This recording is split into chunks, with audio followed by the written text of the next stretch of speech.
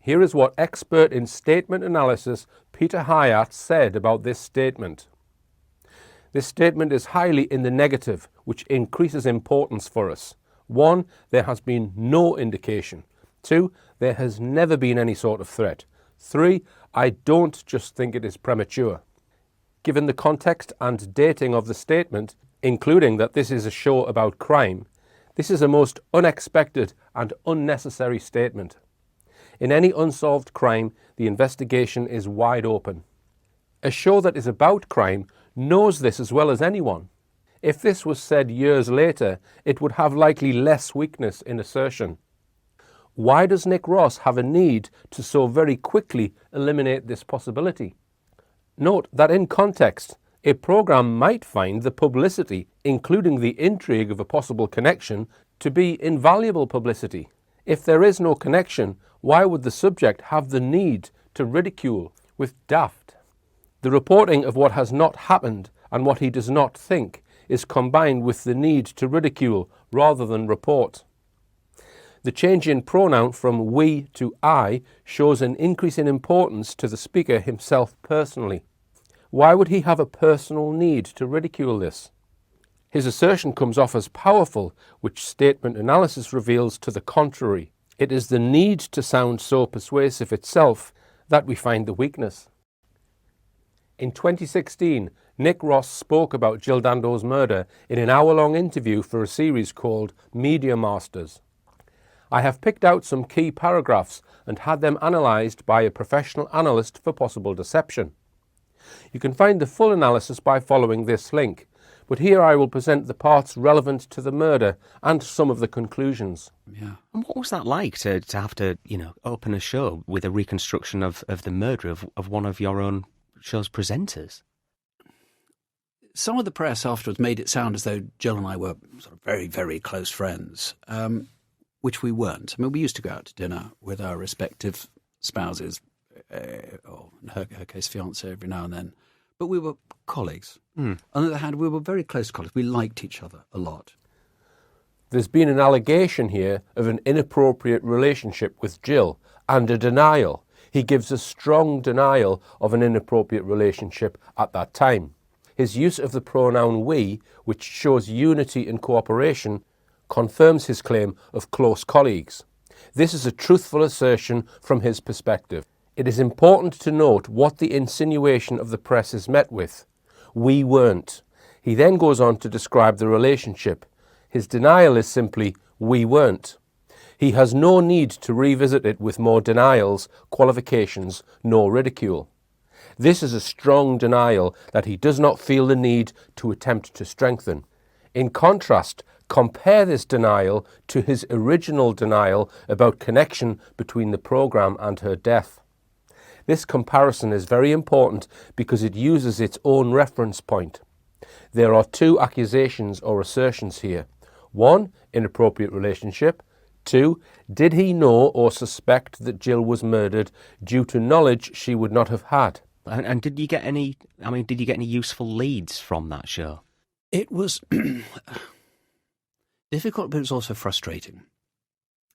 By this stage, you've got to bear in mind, I had been doing Crime Watch for 15 years. When I started, I didn't have any interest in crime at all, and certainly no knowledge about crime. This is a yes or no question. His answer is very important. He avoids answering yes or no, which now elevates the importance of this question. Next, we see that before answering the question, he shows his priority. It is not just his 15 years experience, but he has a need to communicate a very powerful and personal issue. He did not have any interest in crime at all. This must be believed by the audience before he answers the question. It is to say, I didn't want this, I don't like this, I did not choose this.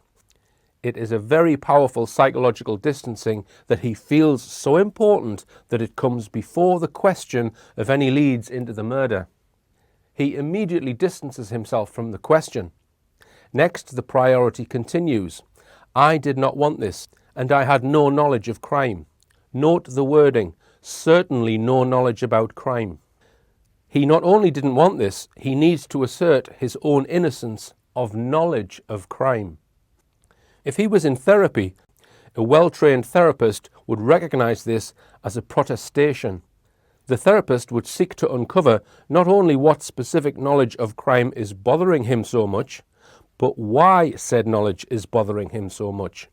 Given the extremity of his denial of possible connection to the program, he has a need to pronounce himself highly knowledgeable so that he will be believed when he makes the denial. This itself is weakness.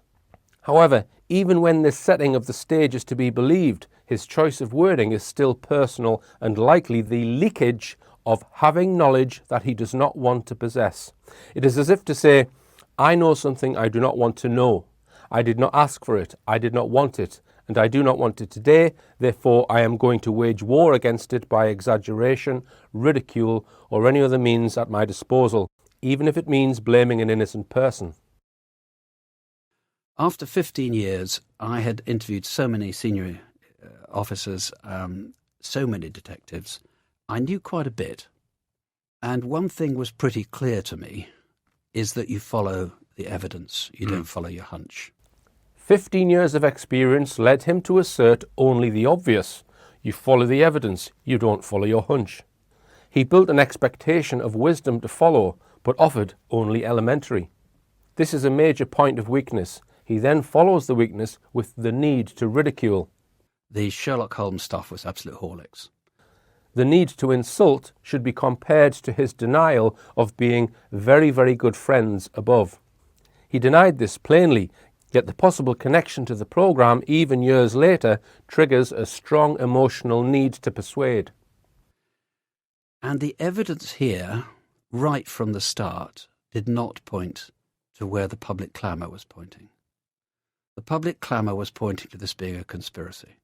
And everybody at first said it's because of Crime Watch. Sensitivity is very high, as we see in the negative and the need for the lengthy sentence. Note, this is indicative of psychological closeness, and this being a conspiracy is stated without a direct quote. The reader or analyst should consider a possible embedded admission. It is the public clamour being given voice. Well, Yeah, that Jill would have presented some segment on some underworld gang lord or something that wanted to wreak revenge. Instead of allowing the interviewee to present what conspiracy, the interviewer gives him the answer. This is a mistake. He introduces gang lord into the conversation. We do not know if this is what the subject was referencing. Whatever the subject was referencing was very important to him, and this creates a diversion. The subject now has opportunity to direct his attention to gang lord rather than anything and everything else that could have been on his mind. This is a critical error in interviewing. Now look, you don't have to be a fellow of the Royal Statistical Society to just do a bit of maths. We haven't had any judges been murdered for sending people down. We haven't had senior investigating officers murdered for sending people down, for catching people. We haven't even had police sergeants murdered for doing it, or police constables, or for that matter, PCOs since. I mean, it's not what happens in this country. The gang lord is addressed. He gives point after point of who has not been murdered. So the idea that a television presenter who was merely, if you like, articulating an appeal would be shot, it just didn't make sense. It didn't make statistical sense. You know that phrase that scientists know called Occam's razor, that never go for a more complicated explanation if there's a simple one. Well, everybody was going for the complicated explanations. His argument is that if those responsible for investigating and sentencing are not targeted, why would a reporter? This is reasonable. What is at issue is twofold. One, the interviewer introduced gang lord murder, not the subject. Two, the subject used the plural, complicated explanations, whereas gang lord murder is a singular topic. And the other things, as soon as, I knew where Jill lived. I knew that she didn't actually live there. She was staying with her boyfriend. So anybody who'd done this conspiratorially was terribly badly prepared, because it was pure chance she went there. Recall, he gives a legitimate argument against the gang lord targeting a voice rather than an investigator. Now compare it to his offering of conspiratorially and terribly badly prepared, ridiculing the simple following the victim. Note who it is that brings this knowledge. I knew where Jill lived. I knew that she didn't actually. He knew. It is important that we note this. He knew. I knew is produced by him. It is repeated. We must consider what it is he knew and would warrant repetition and immediate change to the pronoun we. We then found whoever had done it had been seen hanging around for a long time, was pretty stupid, didn't have a getaway vehicle, and shot Jill in a street called Gowan Avenue, which is a long, long, straight street with virtually no turn-offs. Now, come on. A professional killer Wouldn't having have to done that. walk away down a long street with no It is no longer what I knew, but we, which could represent knowledge that went public. This would be an appropriate change of pronoun, and should it change back to I, it will increase importance for us. Note what follows. There were so many other things, I'm not going to go through them all, but there were so many other things right from the beginning. He had the need to ridicule the idea of a professional shooter, rather than give the description of an amateur. He tells us that there were so many things that I knew about, but he is not going to go through them all. But, refute assertion, so many other things right from the beginning which point to timing. The element of time often indicates a change. This change can be a change in activity, or in context here, a change in knowledge. This is his own knowledge, I, which we expect to continue, but it doesn't. Well, for example, when we knew she had a key in the door when she was shot. The back and forth change from I to we is in context about knowledge. This tells us that he wishes to separate the two. There is knowledge that he has, and there is knowledge that we, the public, have. The subject himself reveals the need to separate the two. This is an indication of knowledge he does not want to share. This could be knowledge that is fact-based, or it could be acute suspicion. But instead of pushing her inside and shooting her there to muffle the sound, he'd shot her on the doorstep, where she'd be seen, where the sound was heard. He has the need to tell us that this was not intelligent. Everything conspired to this not being a professional hit.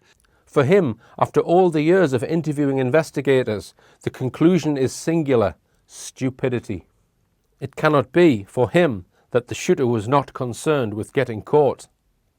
And yet in that first programme it was quite clear that the police were following, as they so often do, the public clamour. This is a passive-aggressive insult of police. This means he does not wish to be seen as insulting to police, but holds this thought of contempt towards them. How would the many investigators he interviewed over so many years feel about this statement? He then further amplifies his answer and seeks to reduce the inherent insult by joining himself to the theme. It was one of the many occasions when I realised that the police are not sort of forensically independent of public opinion. They are part of public opinion. They're pushed and manoeuvred by public opinion just as the rest of us are. So it was difficult. But within a few weeks, they feel that they had their man at that point, didn't they, Barry George? Well, no, they didn't. It wasn't a few weeks. I mean, that was the frustrating thing. There was a detective who was on the trail of Barry George.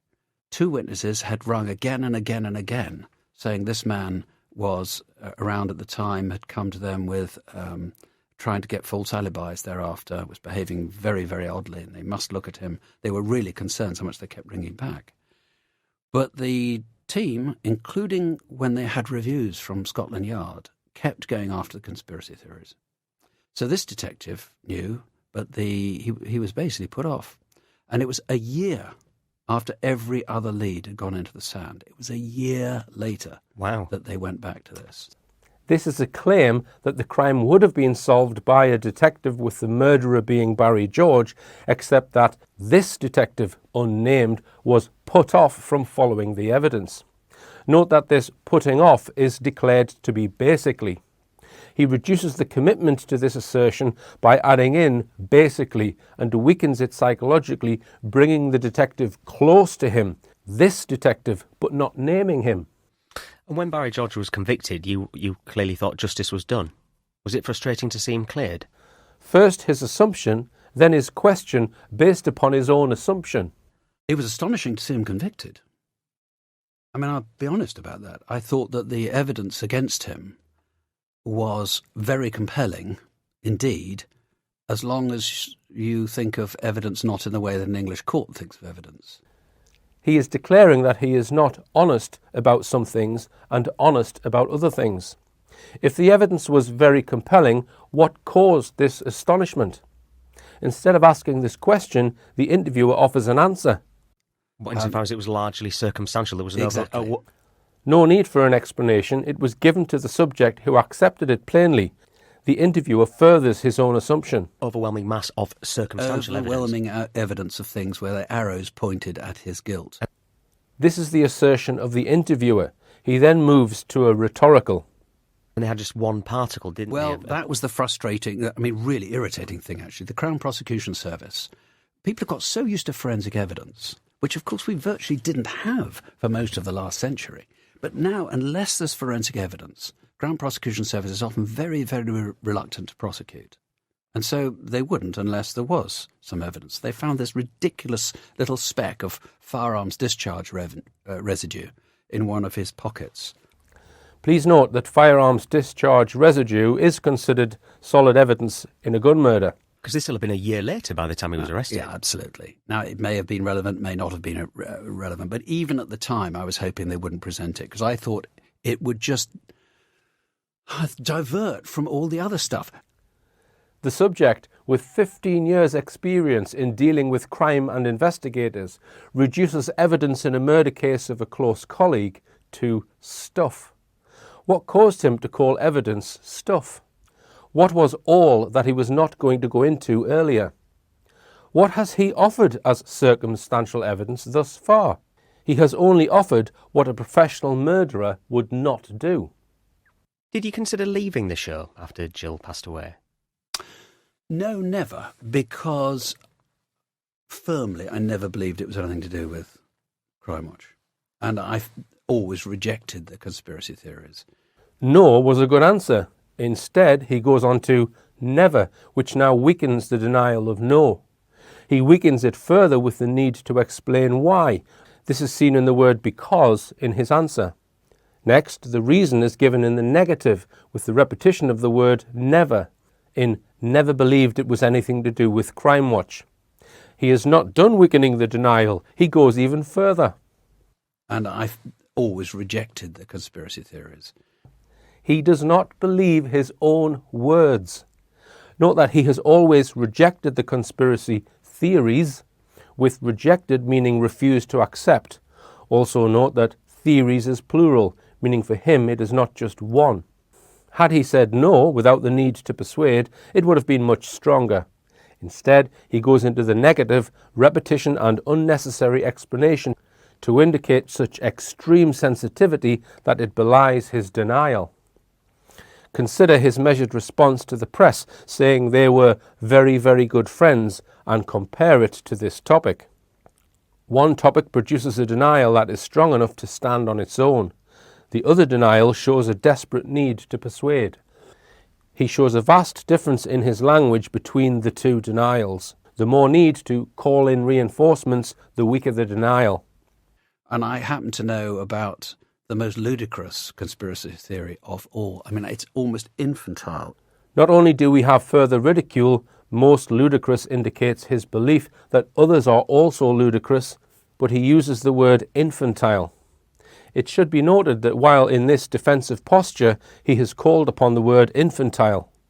Here he now introduces new material to the interview. After ridicule, the topic introduced is important to the subject. It's risible, and yet it was actually used seriously in the Old Bailey. And this was that it was to do with the Yugoslav war. The subject introduces Yugoslav war. Because he introduced it, it is important to him and to us. And I'll tell you how this story came about. Alison Lewis was Jill's great confidant. She was her agent. She was a friend of mine. I know Alison, knew Alison well. Alison had been asked by the police who'd got anything against Jill. She couldn't think of anything. Weeks later, it occurred to her, we had a letter from somebody. It wasn't a green ink letter. It was a sort of, I don't think you were very fair in that appeal about Yugoslavia because the Serbs had been victims as well. The Yugoslav war is introduced. Alison Lewis is introduced. Serbs are introduced. These topics are important enough for him to not only introduce, but to stress the relationship that he had and has with Jill's great confidant, Alison Lewis. He repeats his "I know" phrase, and in its own repetition he adds, "I knew Alison well." And she mentioned this to her boss. He got quite excited about it and told it to some journalists. And all of a sudden this story emerged that, Slobodan Milosevic, in the middle of a civil war hundreds and hundreds of miles away, had decided this civil war could be resolved by going and shooting an English television presenter. He introduces Slobodan Milosevic in the interview. This is done while classifying Alison Lewis's boss without name, but as one being quite excited about this information. Why the need to classify as such? Next note, hundreds of miles away, is added to the description. The interviewer, always ingratiating, quickly agrees. Insane. For a theory to be insane, that's the interviewer's language, but be the most ludicrous of all the conspiracy theories, he devotes the most amount of words to, even more than the words used to describe the deceased.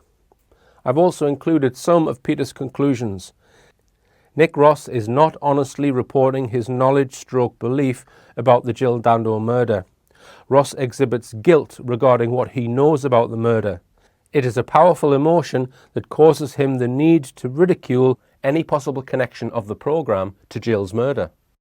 What is very difficult to discern between is guilty knowledge versus acute suspicion. Nick Ross is withholding information in the interview about the murder of Jill Dando. Is this information knowledge about the motive of the murder? Is it acute suspicion of the motive of the murder? To know with precision, more sample is needed. Does he feel responsible for any possible exposure to information? With Nick Ross, very high emotions are provoked within him with the topic of connecting the murder to the programme. He introduced the Yugoslav Civil War with the need of promoting any connection as absurd. Investigative journalist Richard Hall presented this transcript for analysis with the question of whether it is possible that Jill Dando died as a result of coming into contact with sensitive information via the programme, as seen only in the language of Nick Ross. Peter concludes it is. There is language consistent with protecting very sensitive withheld information within Nick Ross's interview. That Nick Ross knows more than he is stating here is evident. Whether it is factual knowledge or acute suspicion is not known with precision. Even with approximately 16 years of processing, he does not show significant progress from his statement made shortly after the murder. This is a critical need to dismiss and ridicule, and the repeated protestations made years later only strengthen the original analysis. 16 years did not weaken his stance. That he knows or suspects Jill's murder is related somehow to her position at Crime Watch remains strong. Whether she was told, read, or was exposed to information regarding the possible tie with political terrorism, any of these could produce guilt within Nick Ross. His friendship with her was reliably reported. It is this international connection, not Yugoslav specific, but international specific, that warrants exploration. Now, I would just like to add my own comment here at the end of Peter's analysis that the appeal Jill made about Kosovo, which I will show later, was not connected to Crime Watch. Therefore, there is no reason why Ross should feel guilty if the killer was a Kosovan hitman.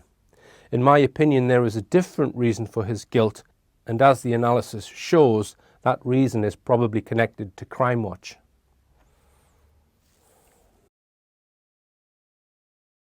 I want now to look at the police investigation and highlight some evidence which I believe suggests that the police were never trying to solve this case from the start. An interesting statement about the police investigation on Wikipedia reads, "The original police investigation had explored the possibility of a contract killing, but since Dando was living with her fiancé and was only rarely visiting her Gowan Avenue house, it was considered unlikely that a professional assassin would have been sufficiently well informed about Dando's movements to have known at what time she was going to be there." Also, according to police, analysis of road CCTV cameras show that she was not followed by car to her address. But hang on, It all depends on who hired the contract assassin, does it not? If the assassin was hired by the security services, which would likely be through a third party to give plausible deniability, then a professional assassin would be given sufficient information about Dando's movements. After all, this is what security services do for a living: covertly gather information on people through a plethora of avenues available to them. A simple tap on her phone would suffice. If anyone wanted to find out Jill Dando's movements, certainly MI5 could.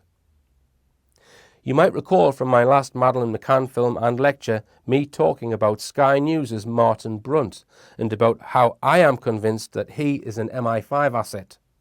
Follow this link for details of this. I picked up this quote from the book Jill Dando, Her Life and Death by Brian Cathcart. Among crime correspondents who had picked up the rumour before 1 p.m. was Martin Brunt of Sky News. He had received confirmation that Dando had definitely been attacked, that it was not an accident. This came not from an official Scotland Yard spokesman, but from a police source whom Brunt could not identify on air. She was only pronounced dead at 3 minutes past 1. Was he tipped off by MI5? The man who was put in charge of the investigation was Detective Chief Inspector Hamish Campbell, working out of the notorious Belgravia Police Station, which is known for running intelligence cover-up operations. I've mentioned it before in relation to the London bombings and the Madeleine McCann case. A man was seen leaving from outside number 29 Gowan Avenue, and he ran east down this road towards the Fulham Palace Road. A man between late 30s and 40s, white. He was carrying a mobile phone, he was clean-shaven, and he had dark hair. The witnesses describe him as being well-groomed, possibly wearing a jacket or a suit. And anybody who knows that man or anybody else who saw that person out there, we would like to speak to. Campbell had been a frequent guest on BBC's Crime Watch. Despite massive media attention, appeals for information, appeals to police informers, and a £250,000 reward, for many months the investigation came up with nothing. And we can surely ask, was this because intelligence was being buried? Another clue that the investigation was being hindered is the claim that the telephone numbers given out on a subsequent Crime Watch appeal for information did not work properly. After 7 months, a decision which must have come from the very top of the Met was made to appoint Brian Moore as the senior investigating officer, that is, the investigation coordinator, and Hamish Campbell as the investigating officer, that is, the lead day-to-day investigator. They took over the case on the 6th of December 1999. Some of Brian Moore's history is covered in the book The Untouchables, which exposes police measures to try and address corruption within the Met Police. It seems from this that the police used corrupt police officers to fight police corruption. Worthy of note is Moore's role in the Ira Thomas case. I won't go into all of the details, but Ira Thomas was wrongly convicted of a shooting and spent 2 years in prison for a crime he did not commit. The conviction came about largely because of evidence which was put together by Brian Moore and included 3 specks of firearm residue on a jacket belonging to the accused. One theory put forward at the time of Jill's murder was the possibility that a deranged fan may have killed her. Indeed, after a year of investigating and seemingly failing to come up with any promising leads, this theory became Moore and Campbell's main line of investigation when they focused their efforts on a man living half a mile away on Crookham Road called Barry George. He emerged as a suspect because apparently he was agitated that day, and at some point after the murder he asked people to verify his movements. He was initially considered a low-priority suspect and was first interviewed on the 11th of April 2000. The piece of evidence that it seems was vital in getting him wrongly convicted, as mentioned earlier, was a tiny speck of gunpowder residue. Sound familiar? Found over a year after the murder in one of his coat pockets, despite the possibility that the particle could have come from a blank firing gun or even a firework. The coat wasn't delivered to the forensic service for 15 days after seizure, but was first sent to a police studio where it was photographed. Firearms had previously been photographed in the same studio. The forensic scientist, Robin Keeley, was the one who also analysed the coat in the Ira Thomas case. Also, police who searched his flat on multiple occasions had been equipped with firearms and searched his coat pockets, so the particle could have been deposited then. No further particles were found anywhere in his flat or on any of his other clothes, only the single tiny particle in a coat pocket.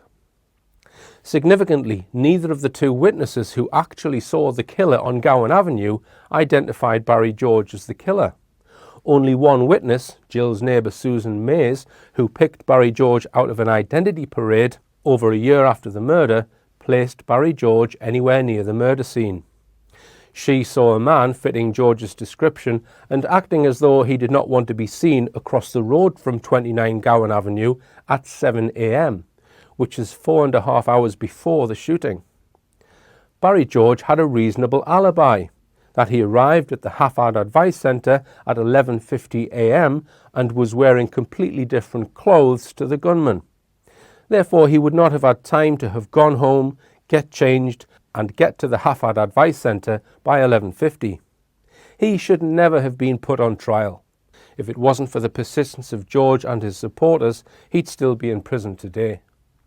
We can surely ask, how the hell was George convicted in the first place? With an IQ of just 75, did Hamish Campbell see him as a soft target?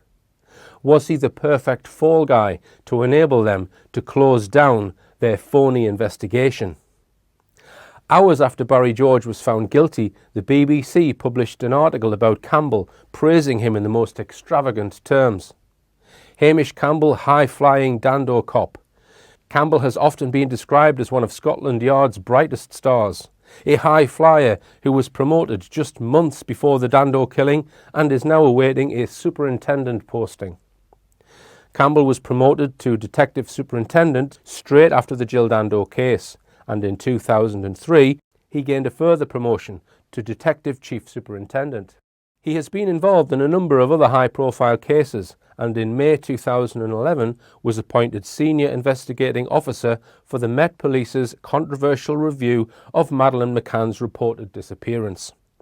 Weeks later, he decided, no doubt with the approval of or orders from the very top, that the remit of the Madeleine McCann review was to investigate the abduction of Madeleine McCann, therefore ruling out any possibility that Madeleine had died.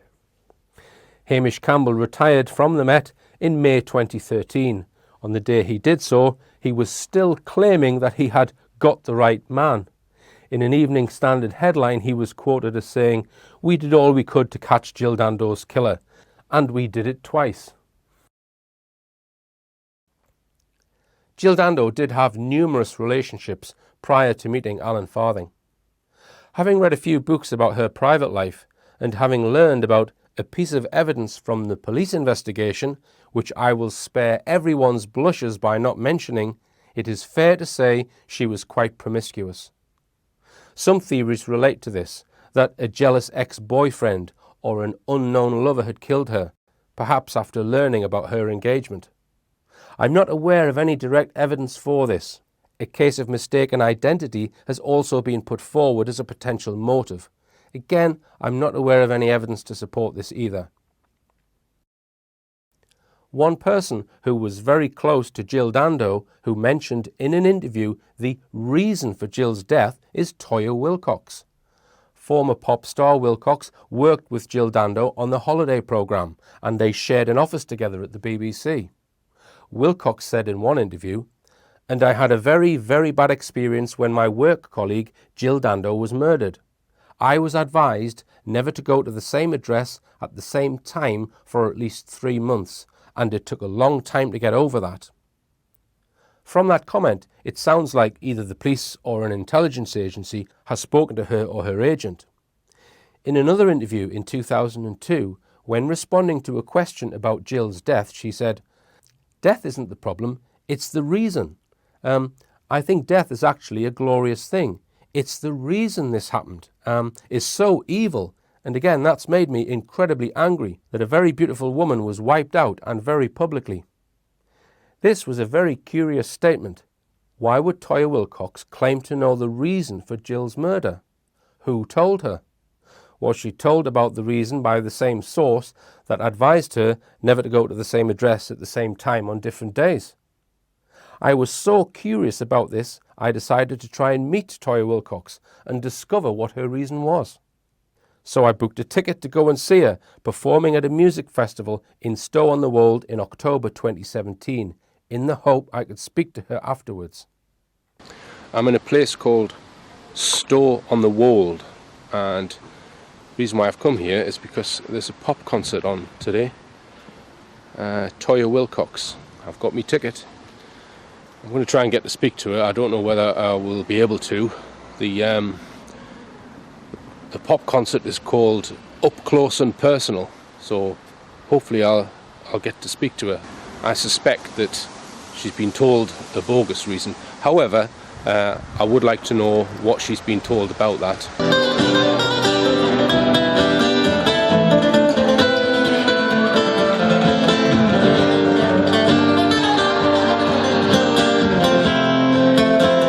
Thank you, ladies and gentlemen.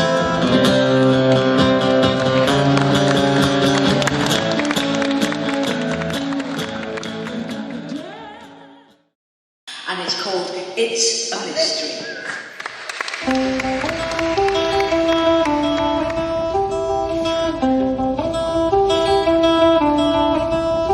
It's a mystery, oh it's a mystery. I'm so certain, oh it's a mystery to me. Sure. I've just come out of the Toyah gig. Now after the gig they went off stage. I wasn't sure that she was going to come back, but she got changed and then she came back and there was a few people hanging around wanting autographs and that kind of thing. So I waited my turn, and then when I spoke to her I said I'm researching and making a film about Jill Dando. She seemed interested. So I gave her the Madeline DVD box set, all the films, and I gave her the Peter Hyatt DVD and also my business card with my number on it, and I said it would be good to do an interview with you about Jill Dando. And I said I believe that I know the reason. I used her word, the reason, and straight away she said, is it to do with Serbia? Right? And I said, well, no, I don't think it is. So I suspect that when she's been quoted as saying that she knows the reason, that's what I think is in her head, or that's probably what she's been told. There was probably at least a dozen people listening to every word I was saying to her, right? And I didn't want to start getting into graphic detail about a very close friend that she had lost just after she's finished this quite nice concert that she's given, and all these people are there to see her singing. They're not really there to hear me asking her about a friend being murdered, right? So I didn't want to waste my chances of getting a potential interview with Toyah, right? So for that reason I didn't say, oh, when did you last see her? Why do you think she was murdered?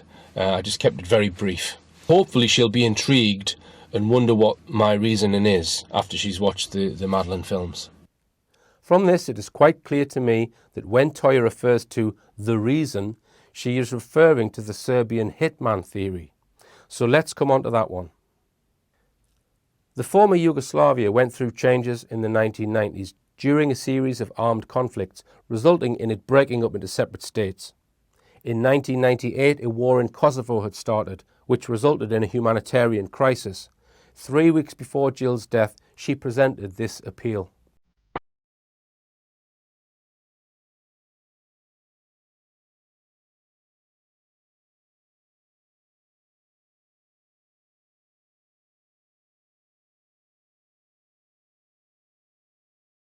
This Easter weekend, we've all become aware of the humanitarian crisis facing the Balkans as thousands of people from Kosovo have left their homes and arrived on the borders of neighbouring countries. This is a massive exodus. Around 600,000 people are on the move. These refugees have been walking for days. When they arrive, they're dehydrated, hungry, exhausted and cold, and yet there's nowhere to house them. The main countries they're fleeing to, Albania, Macedonia and the region of Montenegro, are poor and they can't cope with this mass influx. That's why the Disasters Emergency Committee is today launching an appeal on behalf of 12 leading UK aid agencies. They need your help to provide food and shelter to the refugees who have nowhere else to turn. The temperatures in the Balkans still drop to below freezing at night, and yet thousands of people are having to sleep outside. Keeping warm is virtually impossible. The refugees need shelter. Food is scarce. Children and old people are the least able to cope. Some are already losing the fight for life through sickness and exposure. And the aid agencies fear that disease will take hold if clean water and proper sanitation isn't provided quickly. Most aid agencies were already working in the former Yugoslavian region, and they were quickly in action. But to meet the massive demand of this humanitarian crisis, they need your help. This article from the 28th of April states, police were last night still struggling to find anyone who wanted to harm Jill Dando. Detectives were even studying a suggestion that she was an innocent target for the revenge over the NATO bombing of Serbian TV studios last week. They said Jill may have been singled out as the face of British TV because she recently presented the high-profile humanitarian appeal to aid Kosovan refugees. This theory was further developed in the media on the 29th of April when it was claimed that the BBC head of news had received a death threat. The anonymous call, which named Tony Hall as a target, is being investigated by detectives hunting the killer of Jill Dando. One police source said the caller claimed to be a Serb seeking revenge for NATO's bombing of TV studios in Belgrade last week. Strange how the death threat came shortly after the theory was espoused in the media, not before. In my opinion, this all looks like it was concocted by someone running the cover-up as a convenient diversion. Remember, there were media stories wrongly suggesting the London nail bombings were carried out by a Serbian group as well. Perhaps this probably bogus motive was fed to Toyah Willcox and perhaps also to Nick Ross.